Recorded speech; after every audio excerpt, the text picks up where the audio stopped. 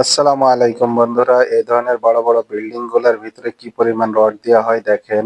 এই যে একটি কলম দেখছেন, এগুলোর ভিতরে যে পরিমাণ রড দেওয়া থাকে, এই রডের টাক্সারের উপরে বিল্ডিং গুলা খাড়া হয়ে থাকে।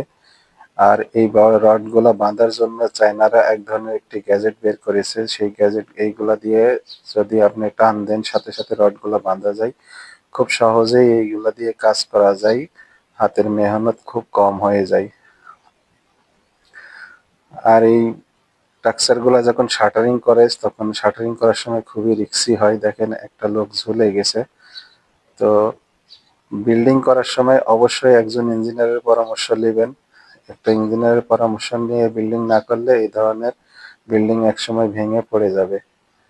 তাই সঠিক নিয়ম মেনে বিল্ডিং তৈরি করবেন। একটি বিল্ডিং একদিনের জন্য না, সারা জীবনের জন্য।